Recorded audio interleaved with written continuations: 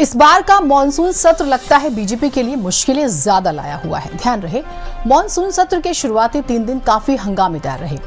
मानकर चलिए आने वाला हफ्ता भी काफी आक्रामक रहने वाला है, क्योंकि ऑपरेशन सिंदूर पर विपक्ष की चर्चा की मांग को स्वीकार कर लिया गया है।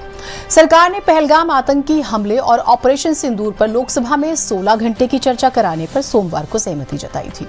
इस चर्चा की शुरुआत अब अगले हफ्ते होगी। याद रहे, इंडिया गठबंधन के घटक दल पहलगाम आतंकी हमले, ऑपरेशन सिंदूर, अमेरिकी राष्ट्रपति डोनाल्ड ट्रंप जो बार बार कहते हैं कि दरअसल उन्होंने सीज फायर कराया है, इस दावे पर विपक्ष सवाल उठा रहा है और सरकार को घेर रहा है और तैयारी कर दी है घेरेबंदी की।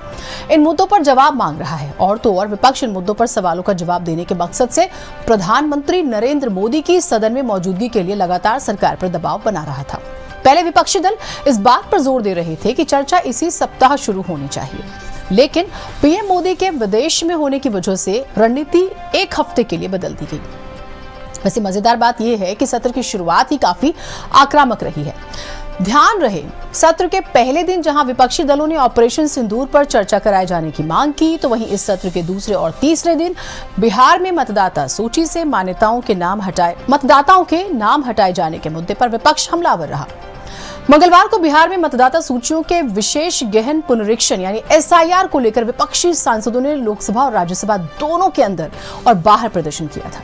कांग्रेस, समाजवादी पार्टी, डीएमके, अन्य विपक्षी दलों के सदस्यों ने इस मुद्दे पर तत्काल चर्चा की मांग की। हंगामे की वजह से दोनों सदनों की कार्यवाही बाधित हुई थी, कई बार स्थगित करनी पड़ी।